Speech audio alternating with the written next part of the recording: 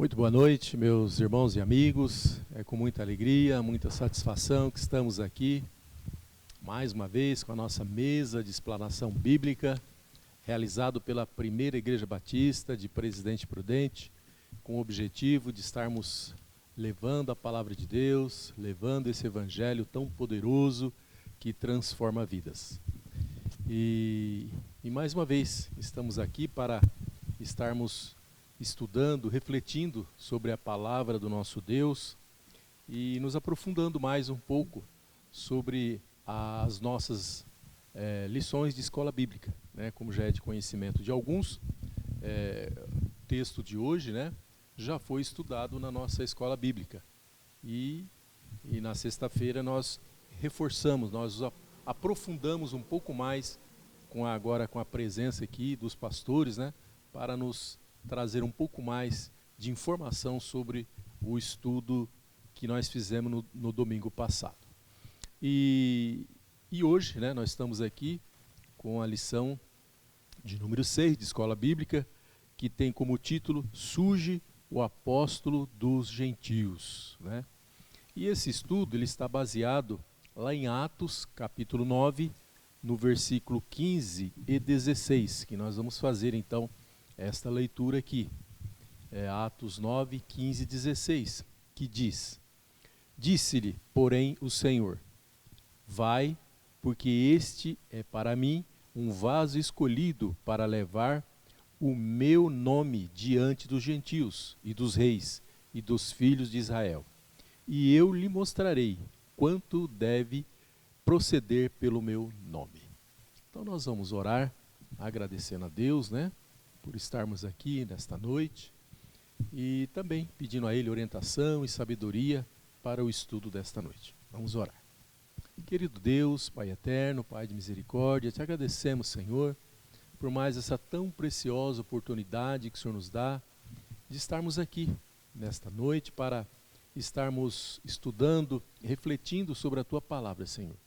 Obrigado, Pai querido, porque até aqui o Senhor tem nos guardado, tem nos protegido e tem nos fortalecido com a Tua bendita palavra, Senhor. Obrigado, Pai querido, pela presença dos pastores aqui nesta noite. Obrigado pela vida do Flávio também, que está aqui responsável pela transmissão desta mesa de explanação. E obrigado por você que está aí pela internet nos acompanhando e que é o desejo do nosso coração que você continue conosco para também ser abençoado com a palavra do nosso Deus. Muito obrigado, Pai querido, esteja conosco nesta mesa de explanação e que tudo que formos fazer aqui falar seja para a honra e glória do Teu nome, Senhor. Muito obrigado, Pai querido, esta é a minha oração que eu faço, agradecida em nome de Jesus. Amém. Muito bem, meus caros irmãos e amigos, e hoje também nós temos aqui o privilégio, né, de termos nessa mesa de explanação bíblica o pastor Gabriel. O pastor Gabriel é lá da nossa congregação, lá do Jardim Colina, né? Está aqui conosco nesta noite para também estar trazendo para nós, né, mais informação sobre o estudo desta noite. E também temos aqui o privilégio de ter aqui o pastor Humberto Sedano, é o pastor lá da nossa congregação de Álvares Machado, que também nos dá esse privilégio de estar aqui para trazer para nós também mais informação então desse estudo de hoje, que nós vemos aqui, que é de suma importância, né, para nós cristãos, saber um pouco mais sobre esse apóstolo, né, no título aqui dizendo apóstolo dos gentios, que é o apóstolo Paulo, né, que surge aí então para realmente trazer, né, no caso aí levar a palavra de Deus, levar o evangelho então para todos aqueles, né, que realmente estavam ali necessitando dessa palavra bendita. Então nós vamos iniciar então a nossa mesa de explanação, né, ouvindo aqui as primeiras considerações do pastor Gabriel sobre esta lição de hoje, e nós vamos ficar atentos, né, para nós compreendermos então um pouco mais então do que a palavra de Deus quer nos dizer nesta noite. Então o pastor Gabriel inicia com a sua primeira consideração e depois logo em seguida o pastor Humberto Sedano. Saúdo a todos os nossos queridos internautas com a graça e a paz de nosso Senhor Jesus Cristo. E também, nesta noite tão prazenteira para nós estarmos reunidos nesta atividade na igreja, o nosso moderador ou mediador, Diácono Oscar, nosso querido colega, o pastor Humberto Sedano, o nosso diácono Flávio Claudino e o pessoal que está nos ajudando nos bastidores, aí, as nossas secretárias e tudo mais. Em especial, aqueles que ouvirão ou diretamente ou posteriormente na gravação que será posta à disposição, nós estaremos falando sobre essa lição 6, como já disse o nosso irmão Oscar, o apóstolo dos gentios surge na história. E nós lemos na revista, a introdução diz, Paulo de Tarso, em sua entrega absoluta para a causa de Cristo, apresenta-se como um exemplo de fé e determinação, sobretudo em sua dedicação para a pregação do Evangelho aos seres humanos que não faziam parte do Israel étnico, ou seja, que não eram judeus. A conversão de Paulo foi um marco na pregação, desenvolvimento, avanço do Evangelho no mundo, o Evangelho de Cristo, obviamente, e lembrando que Evangelho quer dizer boas novas, e nós vamos aprender nesta lição que para Deus não há impossível, e Ele tem o poder de transformar opositores do Evangelho em seguidores do caminho, com maiúscula, caminho. Jesus disse, eu sou o caminho, a verdade e a vida, ninguém vem ao Pai senão por mim. Então talvez por isso o autor diz, seguidores do caminho. E o encontro pessoal de Paulo com Jesus transformou a vida dele. Até a conversão de Paulo, pouco havia sido feito pelos judeus convertidos com respeito à divulgação do Evangelho aos gentios. Lembrando que gentios eram todos aqueles que não eram da etnia judaica. Todos os gentios. Os bárbaros chamavam todos, os gregos chamavam todos que não eram gregos de bárbaros. Os judeus chamavam de gentios. Palavra que vem de gentiles do latim, ou gente, ou pessoas não judaicas. Deus não desperdiça nosso tempo. Ele usa o nosso passado e o nosso presente, e assim nós poderemos servi-lo com o melhor das nossas forças no futuro. É o que a gente depreende desta lição. E em um ambiente de perseguição aos cristãos, declarar a fé em Jesus, particularmente naqueles dias, era colocar a cabeça a prêmio, diz o autor. Imagine se alguém que, com sinceridade de coração, anuncie em suas redes sociais, hoje, com milhões de seguidores, o seguinte texto: não sou mais eu quem vive, mas é Cristo quem vive em mim.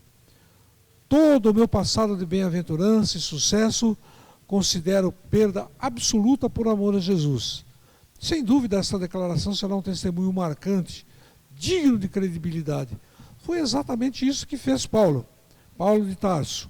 No cenário do seu tempo, deixou toda a sua segurança material por amor a Jesus, fato esse que lhe garantiu uma morte certa diante do Império Romano como testemunha, também chamada de mártir, Mártir da obra e ressurreição de Cristo.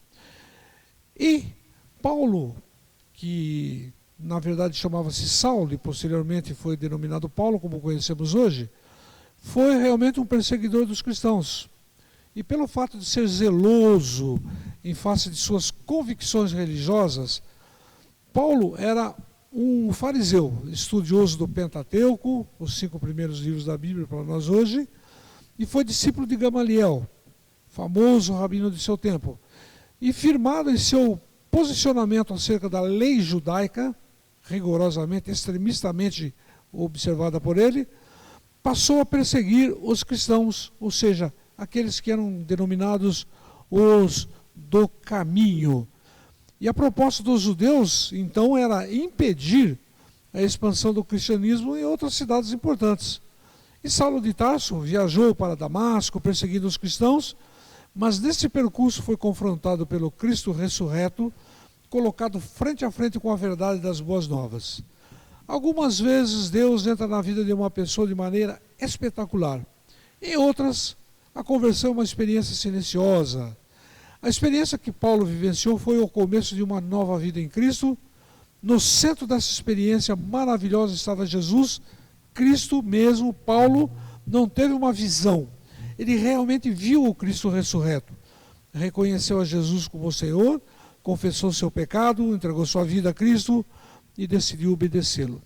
A verdadeira conversão é consequência sempre de um encontro pessoal com Jesus Cristo e leva a uma nova vida, a um novo padrão ético, a um novo estilo que implica um relacionamento com o próprio Senhor. Saulo pensava que combatia hereges, mas perseguia, era, como disse o Senhor, no seu encontro com ele, era o próprio Senhor Jesus Cristo. Qualquer pessoa que combate os cristãos também é culpada de perseguir a Jesus, porque eles são hoje o corpo de Cristo na terra. E a gente lembra que o empenho de Paulo em perseguir os cristãos nos remete a uma frase muito conhecida: ninguém faz tão perfeitamente o mal como aqueles imbuídos de convicção e disposição na prática do que faz. Se estamos certos, tornamos-nos mártires por Cristo. Sacrificamos tudo por Cristo. Como disse ele, já não sou mais eu quem vivo, mas Cristo vive em mim. Torna-se uma réplica de Cristo neste mundo. Mas se nós, por outro lado, usamos toda a nossa perseverança, todo o nosso empenho em fazer uma coisa errada, que consideramos certo por nosso engano, por nossa insuficiência de sabedoria diante de Deus, nós nos tornamos extremamente nocivos. Foi o que Paulo era antes da conversão. Mas depois da conversão, que está registrada no capítulo 9 de Atos, nos versículos de 1 a 31, Jesus, ao encontrar-se com Paulo, lhe indaga: Saulo, Saulo, por que me persegues? E foi o seu encontro com o Salvador, nessa oportunidade que provocou profunda mudança em sua vida. Outrora, cego espiritualmente, por um tempo foi acometido de cegueira verdadeira, real. Deixou de enxergar mesmo na presença da luz.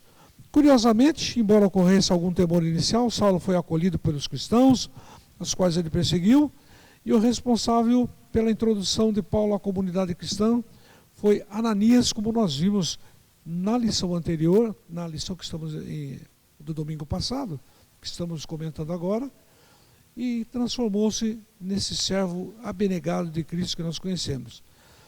E o autor aqui, ele relembra também que o chamado de Deus e os sofrimentos. E na segunda epístola aos Coríntios, capítulo 11, versículos 23 a 28, Paulo lembra um pouco do que ele passou pelos seguintes apuros. Ele fala de labutas abundantes, prisões abundantes, açoites sem medidas, perigos de morte muitas vezes. Colecionou 195 chibatadas, 3 vezes foi torturado com varas, foi apedrejado uma vez, 3 vezes tornou-se náufrago, experimentando abismos por longas horas. Mas lá em Timóteo, capítulo 2, capítulo 2 Timóteo 2, 4, 7, ele fala: combati o bom combate, terminei, completei a carreira e guardei a fé. Desde agora a coroa da justiça me está preparada, não só a mim, mas a todos que amam a vida do Senhor Jesus. Então nós vemos que um homem que era opositor tornou-se um dos maiores, talvez o maior, segundo alguns, propagador do evangelho nesse mundo, entre aqueles que não eram judeus, entre aqueles que eram chamados gentios. Então esta é a introdução da nossa lição. E nós vamos devolver a palavra aqui para o nosso mediador, que vai passá-la ao pastor Sedano para ampliar fatos relevantes dessa lição que nós estamos observando hoje. O pastor Sedano, então, dará então continuidade à lição, fazendo então suas considerações, a respeito desse título, tão relevante, que é o surgimento do apóstolo Paulo aos gentios. Boa noite, irmãos caros, pastor Gabriel, Flávio também, Deus abençoe suas vidas e também cada pessoa que está participando através da internet. Então chegamos a o que é chamado de divisor de águas na igreja, não? Porque a conversão de Paulo é considerado o maior evento no livro depois de Pentecostes, não? Depois de Pentecostes. Tanto é que um comentarista disse assim, não? Pedro pregou, se converteram 3.000. Pregou de novo, se converteram 5.000, 8.000. A gente não sabe nada daqueles 8.000. Só que quando se converte Paulo, a segunda parte de Atos fala só dele, não? Toda a carreira. E o impacto que teve dentro da igreja, porque as pessoas pensavam que não tinha se convertido, que era estratégia para poder prender mais cristãos, mas Barnabé mostrou que realmente se converteu, que viu o Senhor e que agora era cristão, não? Tanto é que Ananias o chama de irmão, não? E causou um impacto tremendo, assim, positivo nos cristãos e negativo nos judeus, que tanto é que queriam matá-lo, e ainda mais que ele teve que fugir pelo muro, não? Pela janela para não ser morto. E a parte que tem que falar aqui é sobre a importância de Paulo para o Evangelho.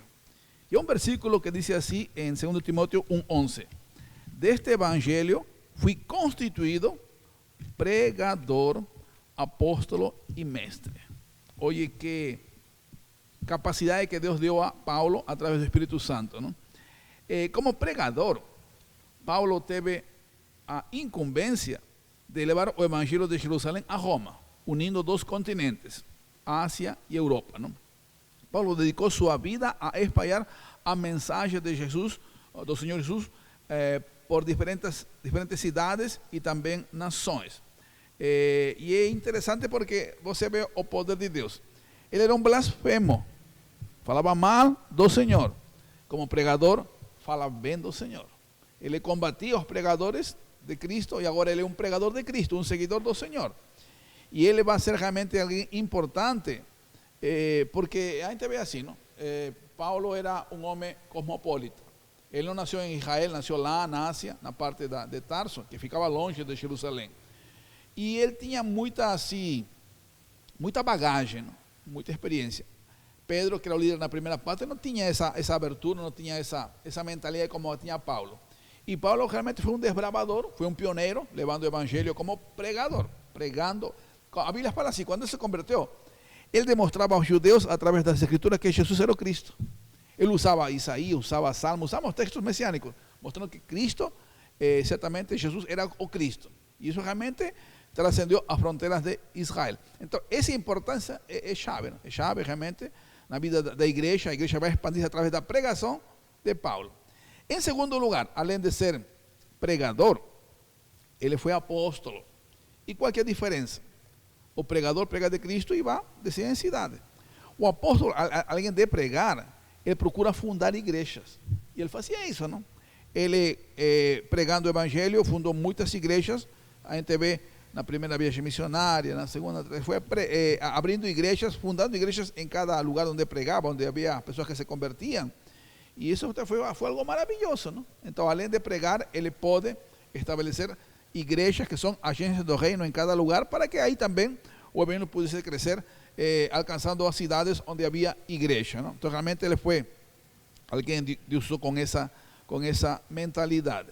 E em terceiro lugar, além de ser pregador, além de ser apóstolo, ele foi mestre, o mestre, que para nós seria hoje o teólogo, não? O teólogo. Então, além de pregar o evangelho, além de fundar igrejas, ele também fundamentou a doutrina cristã. Em teologia, a gente fala assim: nos 4 evangelhos, nós temos a revelação de Cristo. Nas epístolas, temos a interpretação da revelação. Paulo foi cabeça teológica da igreja. Ele que organizou, certamente, a teologia cristã. E é interessante, quando você abre o Novo Testamento, encontra os primeiros 5 livros que não são de Paulo, os 4 evangelhos e Atos. Logo você encontra, depois, na última parte, 9 livros que também não são de Paulo, não? Que terminam no Apocalipse. Só que o miolo do Novo Testamento é de Paulo. São 13 cartas que ele escreveu como mestre.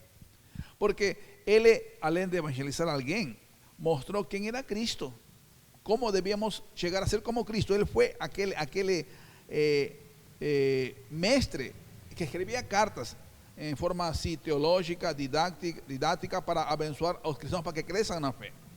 A carta a Romanos, as duas cartas aos Coríntios, Gálatas, Efésios, Filipenses, Colossenses, as duas cartas aos Tessalonicenses são as 7 igrejas. Ele teve certamente da parte de Deus a inspiração para escrever segundo suas necessidades. E as cartas chamadas pastorais, não? Timóteo, Tito e Filemão, também alimentaram ao rebanho. E sabe que é curioso, não? Porque qualquer problema que hoje a igreja enfrenta, já passaram nessas igrejas. E a solução para aqueles problemas do passado, para nós, são solução através de Cristo. Então, Paulo realmente, usado por Deus, teve essa importância para a igreja. E se a gente une tudo isso, não, vemos que Paulo foi aquela figura, não, esse ícone missionário. Tanto que os missiólogos dizem assim, não, que se a igreja tivesse o espírito de Paulo, o mundo já estaria evangelizado 50 vezes. Ele foi uma pessoa que, mesmo sendo preso, sendo martirizado, sendo açoitado, apedrejado, se levantava e continuava pregando. Ensanguentado, continuava pregando.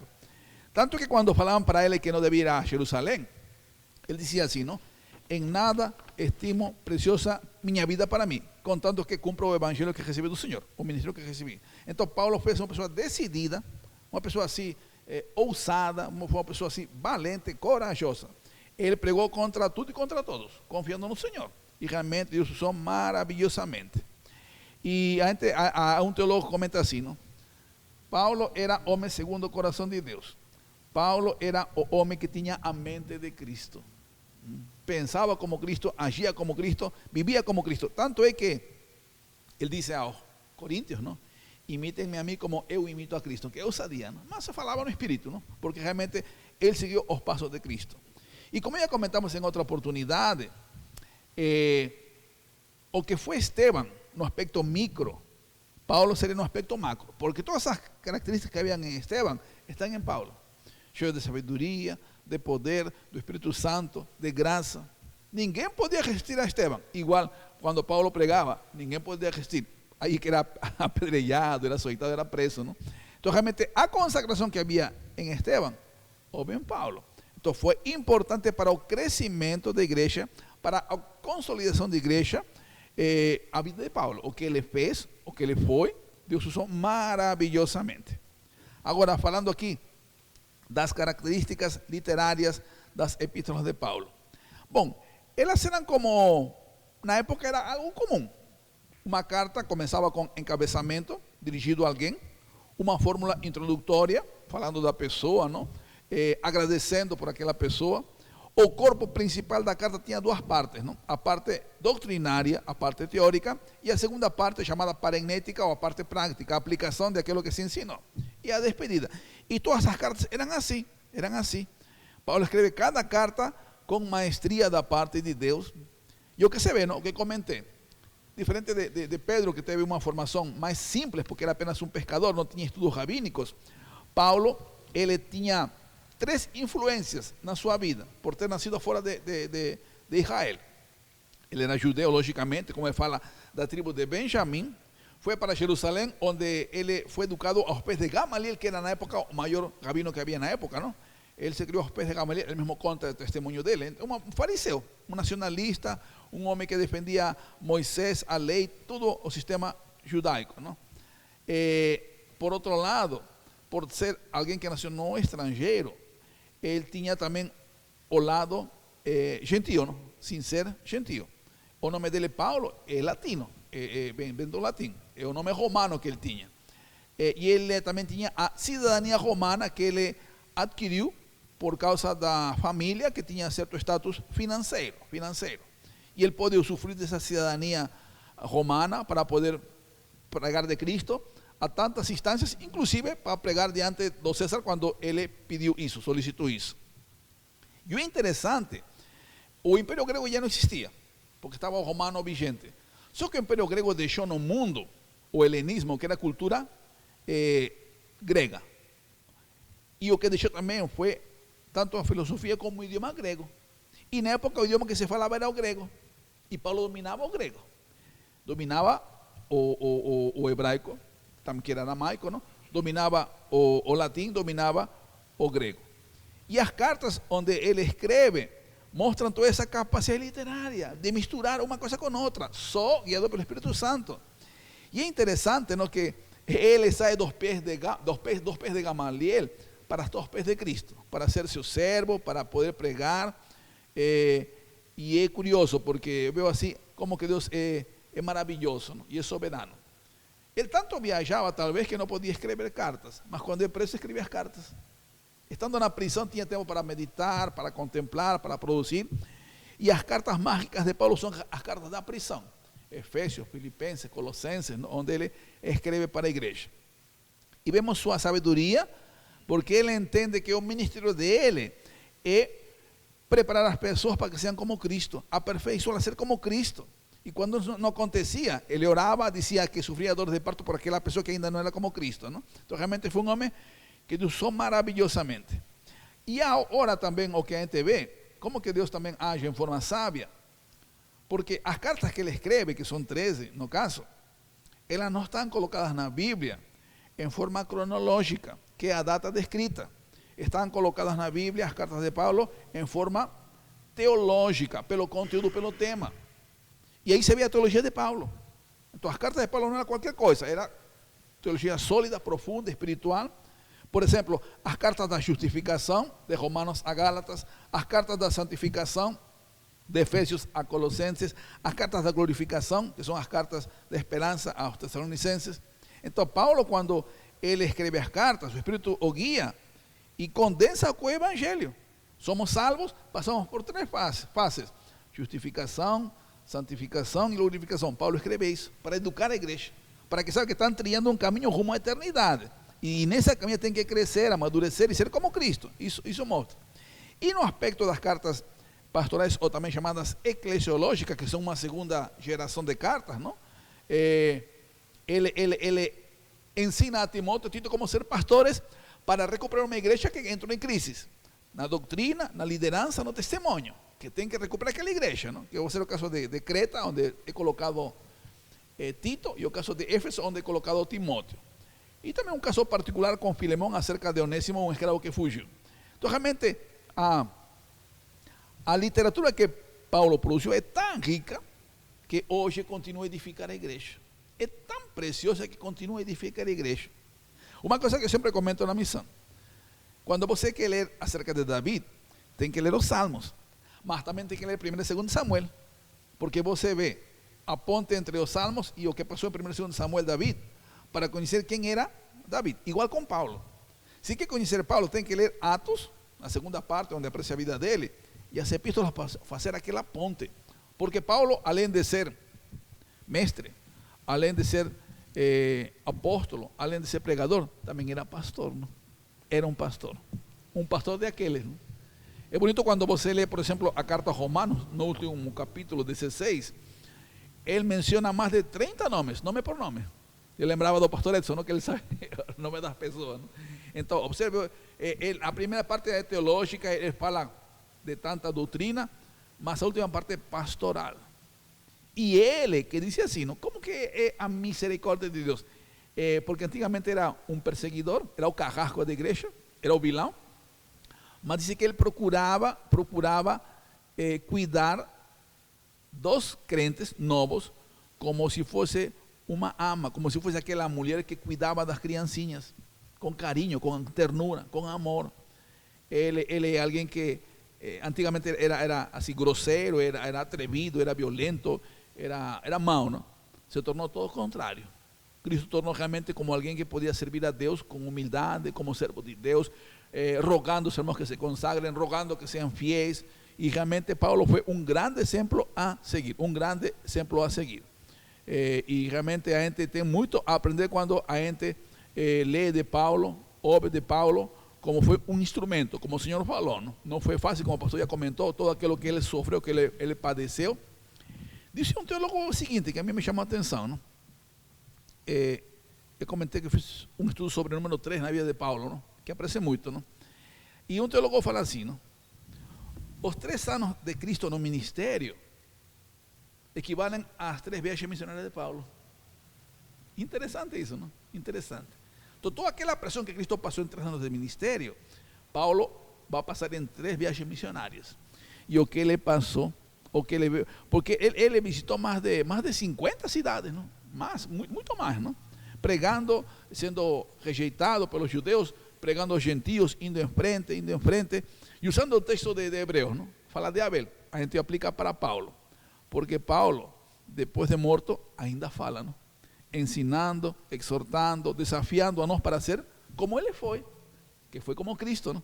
Para ter a mesma mente, o mesmo coração, para completar a missão. E para poder falar como ele falou, não? Quando termina a carreira, não?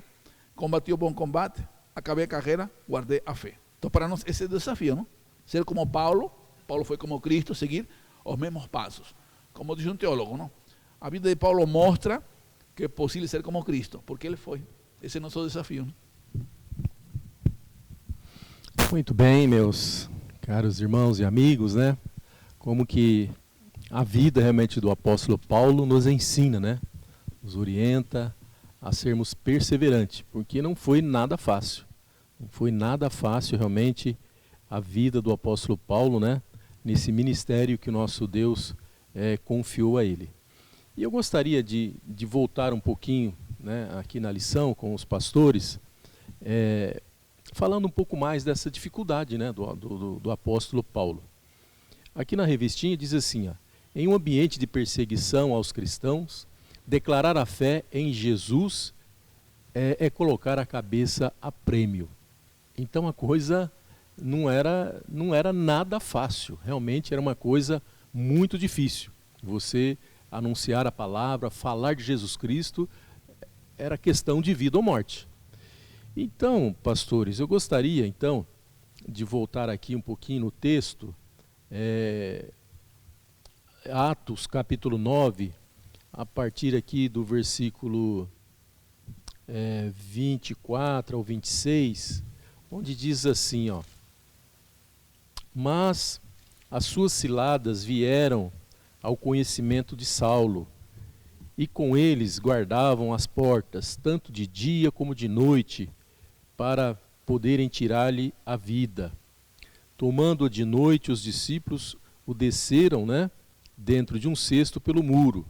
E quando Saulo chegou a Jerusalém, procurava juntar-se aos discípulos, mas todos os temiam, não crendo que fosse discípulo. Então nós vemos aqui que diante desse texto, um pouquinho mais aqui, fala no 23, fala assim, e tendo passado muitos dias, os judeus tomaram... Aqui nós vemos, dentro de um comentário bíblico aqui, que quando Paulo teve aquele encontro maravilhoso com Jesus, né, ali no caminho de Damasco, logo em seguida, né, ele sai de Damasco. Né, o comentário aqui fala que ele vai para a Arábia, né, para o deserto, talvez a fim de ficar um tempo a sós com Deus. Né. Mas quando ele retorna a Damasco, nós vemos aqui que os judeus realmente não tinham esquecido, né, que ele foi ali um soldado romano que perseguiu os judeus, né, e eles estavam revoltos com ele, né, e queriam matá-lo. Né, tanto é que cercaram ali todo o ambiente para pegar Paulo. Né. E também Paulo tinha aqui a desconfiança dos discípulos, dos próprios discípulos, né, achando que ele não era ainda, que ele não tinha sido convertido. Não é? Então, pastores, que situação, né? Eu fico imaginando, né? Que situação Paulo estava passando ali naquele instante, né? Aqueles soldados, quando ele era soldado, que eram seus amigos, estavam querendo matá-lo. E os discípulos ali de Jesus também estavam desconfiando dele. Então eu fico imaginando que situação difícil que ele estava passando ali, nesse início, né, de ministério que Jesus realmente tinha ali colocado ele. O que os pastores têm a dizer aí, trazendo assim para os nossos dias? Então, o apóstolo Paulo era temido pelos cristãos, não? Era temido, não? Mas como Deus opera, não? Porque há duas pessoas que, até três, não? Que abençoaram a Paulo, não? Assim, nessa caminhada que você vê em Atos: Ananias, Barnabé e o casal Priscila e Áquila, não? Porque no caso, ele ficou cego 3 dias, não? A Bíblia fala. E é bonito porque, primeiro, Deus fala para Ananias, dá uma visão, não? Vá, procura a Saulo na rua direita, ora por ele. Ele pensou, Senhor, mas não é convertido. Não, agora é. Depois, a Bíblia diz ali também, que Deus falou para Saulo, não? Que Ananias ia orar por ele. A ambos dá visão para que se encontrem. Igual que passou com Cornélio e com Pedro. Deus dá uma visão a Cornélio, dá uma visão a Pedro para que ambos se encontrem, para que não haya... Igual foi aqui. E é bonito porque quem o vai integrar aos irmãos de Damasco vai ser Ananias, o vai integrar aos irmãos de Damasco, porque havia aquela desconfiança, não? No, hermanos, él se convirtió, él no persigue más, entonces veo aquel alivio, ¿no? Ese impacto positivo. Lá na frente, porque a igreja estava espalhada, não? Faz o mesmo agora Barnabé, só que a escala maior, diante dos apóstolos, diante dos irmãos, porque quando assim Paulo começa assim a aparecer figurando como um líder, foi em Antioquia, não? Porque segundo a Bíblia, Barnabé, enviado pela igreja de Antioquia, porque com a perseguição, diz a Bíblia, foram para Chipre, foram para aquela região e chegaram a Antioquia. Aí surgiu uma igreja. Mandaram os discípulos, os apóstolos a Barnabé para ver o que estava acontecendo. E viu que realmente estava ali a mão de Deus, a graça de Deus trabalhando naquele lugar. E vendo essa necessidade ali, essa necessidade de líderes, o que faz Barnabé, que foi de Jerusalém para Antioquia? Ele vai para Tarso, o sea que de más de 200 kilómetros, va para lá, sabendo quem era Paulo, ainda chamado Saulo, não? O traz para Antioquia. E durante um ano, ambos começam a ensinar. É ali que por primeira vez são chamados cristãos. Então, o potencial que tinha Paulo, quem viu? Barnabé. Então, assim como Ananias o apresentou à comunidade de Damasco, agora quem o apresentou a uma comunidade maior vai ser Barnabé.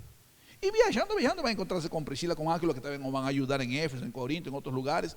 Então, realmente, houve muita dificuldade, muita oposição, muitos portões na cara para Paulo, falando assim, em uma linguagem comum, não? Mas também Deus abriu portas, abriu corações, para poder guiá-lo, para poder abençoá-lo. A gente vê um anônimo em Atos, quem que é? É Lucas, não? O autor do Evangelho. Ele escreve sempre no plural, não? Nós. Por quê? Porque ele está relatando tudo aquilo que aconteceu. Então, realmente, é preciso saber que Saulo teve dificuldades, mas também Deus teve a misericórdia de colocar pessoas fiéis que o ajudaram a completar a obra. E ele mesmo pedia. Eu gosto muito do texto de Romanos 15:30, onde ele pede aos irmãos que orem por ele. Não era assim um pastor, um pregador, um apóstolo independente, autônomo, autossuficiente, não. Ele precisava a oração, orem por mim. Ele pedia, por favor, que orem por ele. Então, realmente, Paulo era, Saulo se torna Paulo, fariseu se torna cristão, inimigo da cruz se torna amigo, carrasco se torna benfeitor do Evangelho. Então, Deus o usou maravilhosamente, não? E Deus foi confirmando realmente o que Deus tinha preparado para ele. Já tinha falado para Ananias, não? Vai, porque este para mim é um instrumento precioso. E sabe que interessante? Lá em Atos 1, vemos um grande erro. Atos tem vários erros, nossos, humanos, não é de Deus. O que fez Pedro com os 10 discípulos? Escolhem a Matias, não? Oram, lançam sortes. Esse vai ocupar o lugar de Judas. Tá. Mas não era ele, era Paulo, era Saulo. Então não era Matias. Tá? É como escolheram Saulo, não era Saulo, era Davi. Então, a veces a gente escolhe pessoas, ora, mas não é, Deus tem que, e Deus escolheu. Foi Paulo, não era? Porque o que a gente sabe de Matias? Não vingou, some na história. Mas realmente foi aquele homem que Deus tinha destinado para essa missão e realmente foi uma bênção. E outra coisa interessante, não? A gente sempre tem muitas mensagens nos nomes, nos significados dos nomes. Por exemplo, o primeiro rei de Israel foi Saúl, que é nome hebraico, Shaul, significa pedido. O que fez Israel a Samuel? Pediu um rei. O nome dele é pedido, Saúl. Tá bom. O homem pediu, o povo pediu, Deus deu Saúl, que significa pedido. Tá? Ele é o primeiro rei de Israel. Agora encontramos, depois de muito tempo, porque Saúl é no hebraico, Saulo é no grego, é o mesmo nome. E que significa? Pedido. E como aparece Paulo em Atos?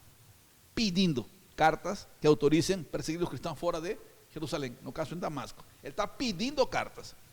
E um comentarista fala assim: Deus do céu falando assim, não, eu estou pedindo que esse homem se converta.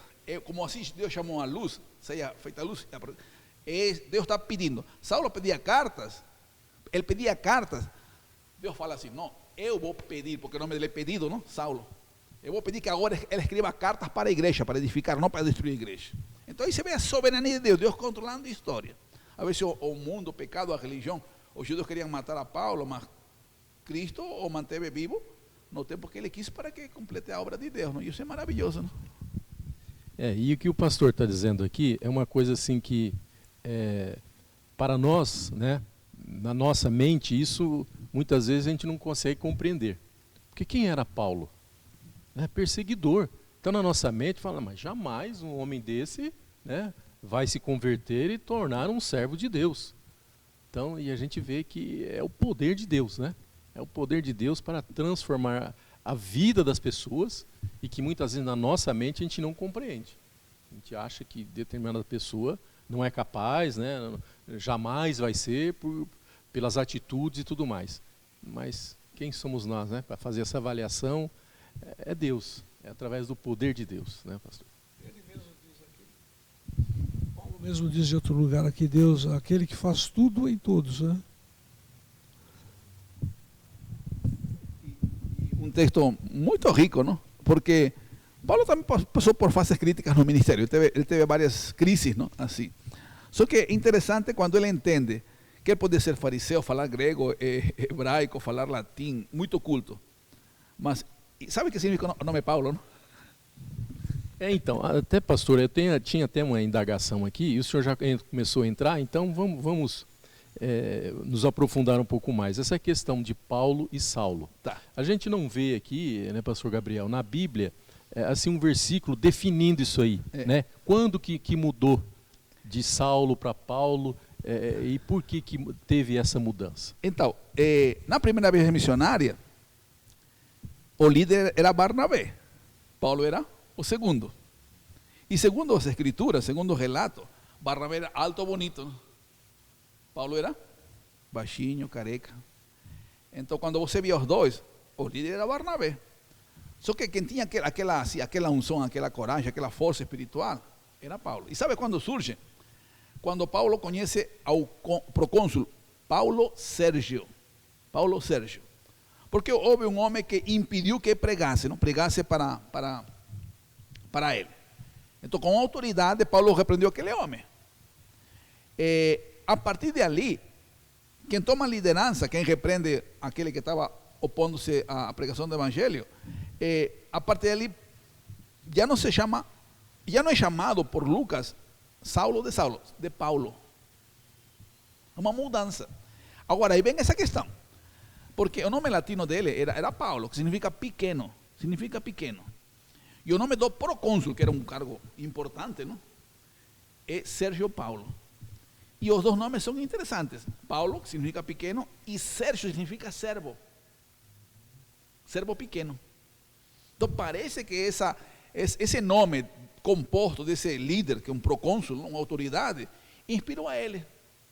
Porque Saulo estava ligado a Saul, um rei, um nome da realeza. Então, o que Paulo talvez procura espelhar-se? Não, eu não quero ser alguém vinculado à realeza, quero ser pequeno. Então começa a usar o nome Paulo. Tanto que ele fala que ele é o menor dos apóstolos, não? Então, a partir de ali, acontecem duas coisas. Ele vai usar o nome de Paulo, mostrando que ele é pequeno, em forma humilde. E segundo, vai ser o líder. Barnabé passa em segundo plano. E isso que causa crise com João Marcos. Porque João Marcos era o sobrinho de Barnabé. E quando vê essa liderança de Paulo, entre aspas, atropelando a Barnabé, tomando iniciativa para repreender aquele homem que se punha evangelho, João Marcos não gosta. Ele poderia pensar assim, puxa, saímos para pregar o evangelho, meu tio era o líder, Paulo é o ajudante, agora se invirtieron as coisas. Só que Paulo era um líder natural. E João Marcos não entendeu, e largou, deixou ele, se abandonou.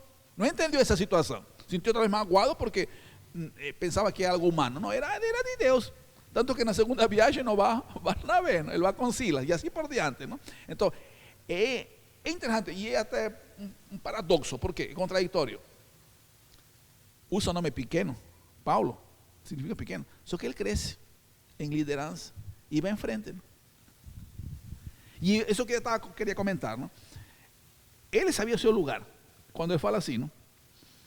Exultando aos Coríntios, ¿no? Porque vedes o vosso chamado, irmãos, que não são muitos os homens sábios segundo a carne, nem muitos os poderosos, nem muitos os de nobre nascimento são chamados. Mas Deus escolheu as coisas loucas do mundo para confundir os sábios. Escolheu as coisas fracas do mundo para confundir as coisas que são poderosas. Deus escolheu as coisas vis deste mundo e as coisas que são desprezíveis. Sim, as coisas que nada são, para aniquilar a nada as coisas que são, para que ninguém se glorie em sua presença. Entendeu isso? Não importa quem tão grande ele seja, vai ser humilhado, tem que ser humilde. Muito bem, irmãos. Como é interessante, né, a gente se aprofundar um pouco mais realmente na palavra de Deus. E mais um pouquinho, pastor, agora uma questão de curiosidade, né, em relação à vida do apóstolo Paulo. Aqui em 1 Coríntios 9, 5, diz assim, ó, não temos nós direito de levar conosco uma mulher, irmã, como também os demais apóstolos e os irmãos do Senhor e Cefas? É lógico, se a gente lê aí um texto isolado, né, vai trazer vários entendimentos, várias diretrizes, né, no entendimento da palavra de Deus.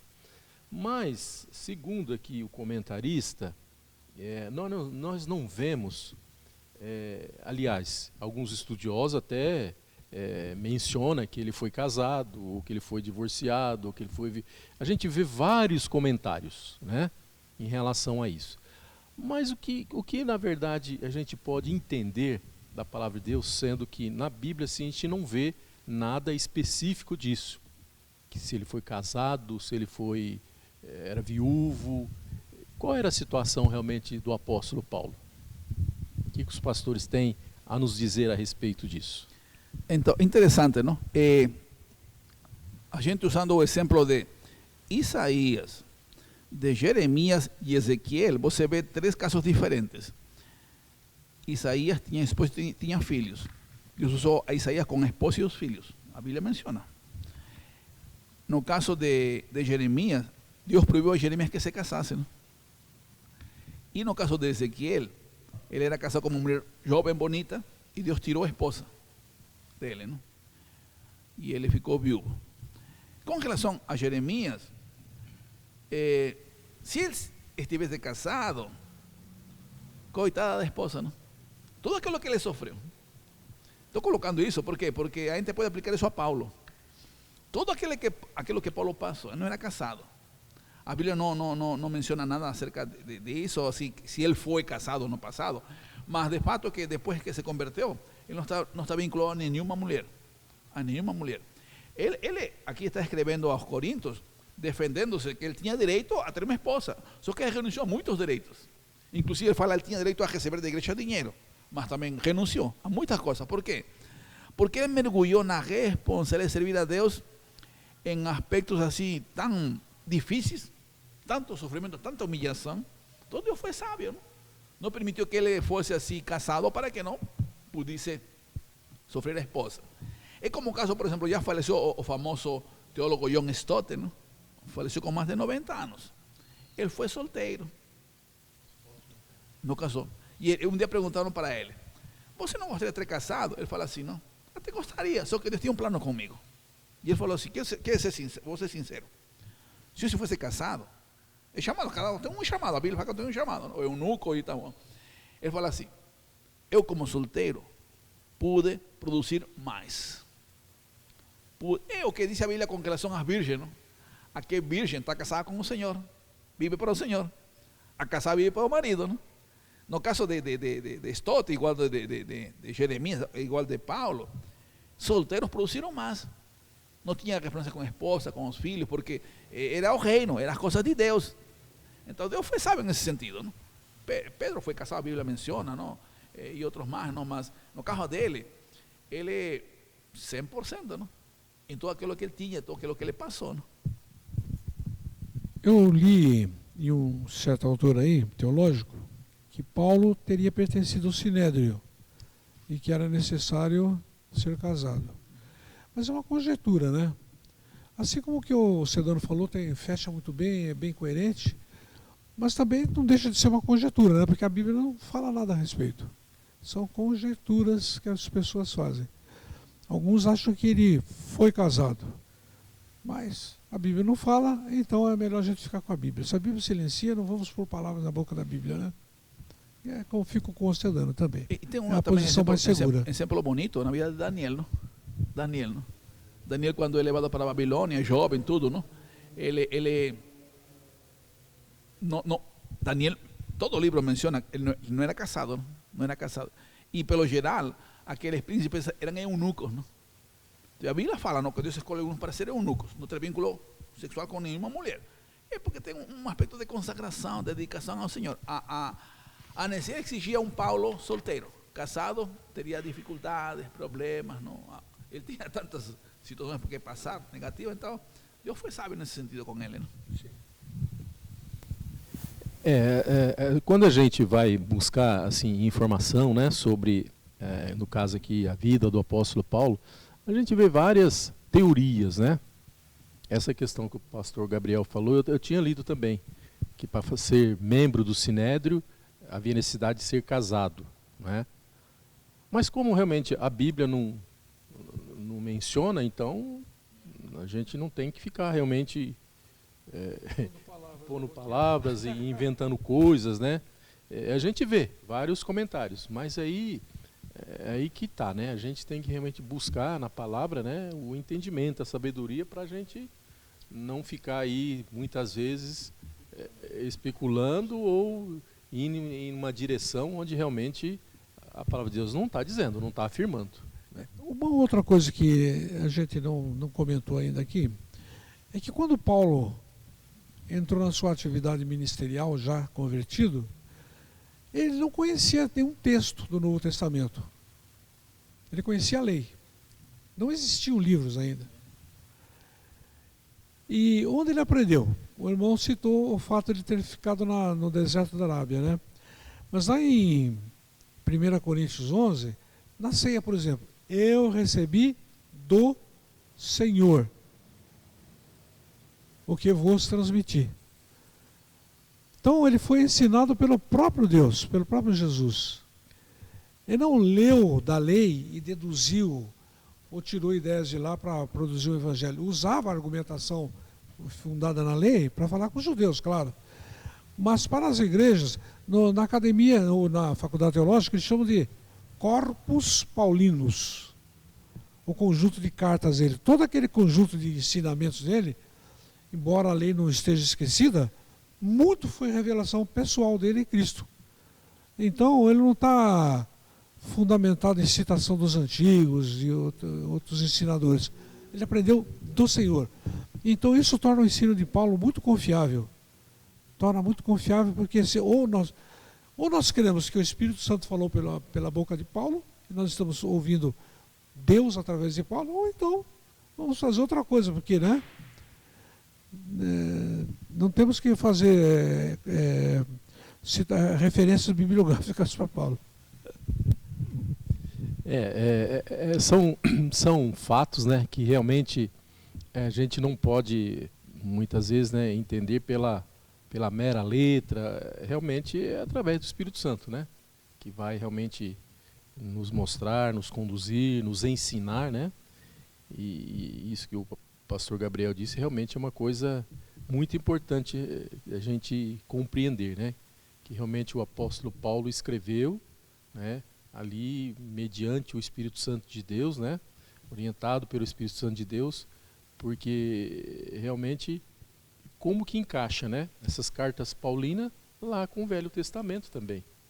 Nós vemos vários textos realmente que vai se completando, vai se encaixando, né, sem realmente ele ter essa, na época, né, ele ter esse entendimento lá do Velho Testamento, né, não tinha livros, né, então realmente foi o Espírito Santo de Deus que foi orientando, né, para que ele pudesse escrever essas cartas, né, tão importantes. Não havia os comentários que são tão acessíveis a nós hoje, né? Bibliotecas inteiras aí. Então, o que a gente não pode deixar de lado é o seguinte, não? Olhe para Abraão, olhe para Moisés, olhe para Samuel, e com Paulo não é diferente, não? O relacionamento dessas pessoas com Deus foi direto, não foi mediado. Por exemplo, Abraão não teve igreja, pastor, rabino, ele e Deus. O caso também de Moisés, os 10 mandamentos, o Pentateuco, os 5 livros. Quem que deu tudo? É o Senhor. Porque a vezes nós cometemos um grande erro. Nos tornamos dependentes do novo crente, da igreja e do pastor. E não pode. Paulo, como o pastor já comentou, ele fala assim, não? Porque na época muitos menosprezavam a Paulo, em Coríntios se vê isso, em Gálatas menosprezavam, porque ele não era um dos 12. Ele não era um dos 12. Só aqueles 12 que estavam com Cristo. Ele não. Mas ele fala, porque não o recebi, nem aprendi de homem algum, mas pela revelação de Jesus Cristo. Porque você vê assim, o irmão já falou, não era um inimigo, o fariseu, perseguia a igreja, estava fora do grupo dos 12, do colégio apostólico. Só que quando se converte, ele vai na frente de todos os apóstolos. Inclusive passa Pedro, passa João. E na segunda carta de Pedro, Pedro dá palavras de elogio a Paulo. Deus deu sabedoria. E tem gente que não entende, ele fala, não? E Deus, então, de quem vinha essa sabedoria? Não era dos 12, era do Senhor. Porque tudo aquilo que Paulo escreveu. Porque, irmãos, sabem que mais de 60% das pregações de nossas igrejas saem das cartas de Paulo, não? Mas não era Paulo, era o Senhor usando Paulo. O Espírito Santo, como não falou. E Pedro ainda acrescenta que há coisas difíceis de entender nas epístolas dele, né? Então ele precisa ter cuidado, e muitos aproveitam para distorcer isso. Paulo é sui generis, único. Então, e sabe que é bonito, porque dentro daquelas revelações, ele subiu ao terceiro céu. Viu coisas inefáveis, não? A teologia dele, Deus revelou isso. E ele entrou nas profundezas do Senhor, quando entendeu Romanos acerca da rejeição de Israel do Evangelho e a inclusão dos gentios. E ele mostrou um panorama, porque ele tem textos que são proféticos, mas o Espírito Santo, capacitando um homem que se entregou com tudo. E Deus deu para ele tantos dons, tanta capacidade, não? O que a gente tem que imitar é essa consagração, não? Essa visão do sétimo céu, ele fala, ouviu coisas que ao homem não é lícito referir. Tem coisas que ele não falou porque a gente não ia assimilar mesmo, né?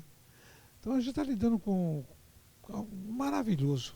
É maravilhoso ser cristão. E nós vemos aqui então na vida, né, do apóstolo Paulo aí, né, desde aí da sua conversão, né, e aí esse crescimento que ele teve, né, até aí as suas cartas, né, paulinas, nos ensina realmente muitas coisas. E uma coisa que o pastor Sedano falou, né, essa questão da dependência, né,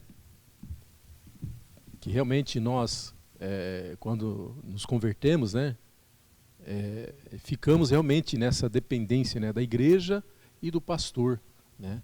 E nós vemos que na vida aqui do apóstolo Paulo, né, ele não teve essa dependência. A dependência dele era diretamente de Deus, né, e a fonte realmente era Deus, e que deve ser na nossa vida também, né. A igreja nos ajuda, nos fortalece, o pastor nos orienta, mas a fonte é Deus, né? A fonte é Cristo. Então nós não podemos jamais ter essa dependência direta, né, da igreja ou do pastor, né?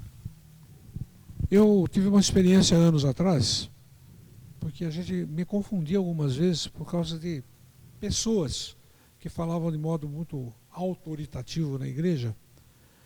Tem pessoas que falam, Deus me mandou falar contigo tal coisa. Então é umas coisas muito esdrúxulas aí para a gente aceitar. Mas um dia eu estava andando de carro e me lembrei da tentação de Cristo. Cristo era o Filho de Deus, era Deus, ele era divino. Ele estava cheio do Espírito Santo para realizar o que fez. E quando Satanás tentou, as 3 vezes ele não criou uma argumentação própria. Ele falou, está escrito as 3 vezes. Naquele dia me caiu a ficha. Se não for a Bíblia que fala, não interessa a autoridade de quem está usando a palavra. Tem que ser da palavra. Se ele me provar na palavra, eu aceito. Senão, não mais. Então, pode ser ter um caminhão de títulos. Não me interessa o que a Bíblia diz. É ela que nos dá a direção. Ela é a bússola, é o norte para a gente. A palavra final. Isso é muito interessante, né? Isso, muitas vezes a gente não tem essa prática, né? E realmente é estudando, refletindo que a gente vai vendo realmente o que realmente a gente deve fazer, aonde realmente nós devemos nos apegar, né? E a fonte realmente é Deus, é Jesus, né? A palavra de Deus realmente é a palavra final, né? Até Jesus, né, utilizou desse... Né? Então, amados, a gente poderia ficar aqui por, né, várias horas, né, comentando, falando da palavra de Deus, né? Como diz o pastor Ez, mas o tempo não nos permite, né? Nós já estamos chegando aqui ao final, então, de mais uma mesa de explanação. Queremos agradecer a todos vocês que estiveram conosco e também você que, em outro momento, vai estar assistindo esse vídeo, né? Que esses momentos aqui possam ser abençoadores na tua vida, tá bom? E aproveitando o momento aqui, o final da nossa mesa, eu quero convidar você a estar conosco, né? Todas as sextas-feiras, né? A partir das 19h45, para estar acompanhando a nossa mesa de explanação. E quero convidar você também, neste sábado, né, pastor? Que vai ter o intercâmbio lá em Álvares Machado, né? Convidar você, que talvez more aí em Álvares Machado ou próximo da nossa congregação, de estar participando, né, com o 59º intercâmbio das nossas missões, que será lá em Álvares Machado, na nossa congregação lá, que fica na rua, cadê aqui? Barão do Rio Branco, 459, lá em Álvares Machado. Tá? Todos vocês estão convidados então a estar lá próximo sábado às 19h30. E também, né, pastor Gabriel, convidar você que mora ali próximo, né, ali do Parque Alexandrina, né? Aliás, do Parque Jardim Colina, e que ali nós temos também uma congregação na rua Victório Foglia, número 125, bem em frente àquela pracinha que tem ali no bairro. Tá? Vocês podem estar participando ali também, na nossa congregação ali, juntamente com o nosso pastor Gabriel, né? Todos os domingos ali pela manhã, a partir das 9 horas, e também à noite, né? A partir das 19h30. Tá? Vocês estão convidados a estar participando então das nossas congregações. Ou, se você preferir, vir aqui na sede, né? Na Avenida Manuel Goulart 503, participar também aos domingos, né, na nossa escola bíblica dominical. Tá bom? Então esses acho que eram os recados, né, pastor? O pastor gostaria de ter uma palavra final? Senão nós vamos estar encerrando. Pastor Gabriel. Então eu vou pedir para o pastor Gabriel, né, estar orando, encerrando então a nossa mesa de explanação, e desejar a vocês, né, uma ótima noite, né? Que Deus esteja abençoando a cada um de vocês. Oremos. Antes de orar, eu gostaria de lembrar que um resumo final disso tudo que nós falamos aqui, que Paulo de perseguidor passou a ser um seguidor, um anunciador da salvação em Cristo, e que nós possamos dizer, como Paulo disse lá em Filipenses capítulo 1, versículo 21 a 24, aqui a gente pode ver o índice de renúncia que Paulo teve para servir a Deus. Ele diz: porque para mim o viver é Cristo e o morrer é ganho. Gosto dessa palavra ganho. Tem umas traduções que traz lucro. Acho muito capitalista a palavra. Porque para mim o viver é Cristo e o morrer é ganho. Mas se eu viver na carne e me der fruto da minha obra, não sei então o que devo escolher. Mas de ambos os lados estou em aperto. Tendo o desejo de partir e estar com Cristo, porque isto é ainda muito melhor, mas julgo mais necessário, por amor de vós, ficar na carne. Isso faz a gente pensar muito. Quanto ama a Deus, quanto ama o próximo, quanto quer servir A presença de Deus nas nossas vidas faz com que a gente fique tão diferente.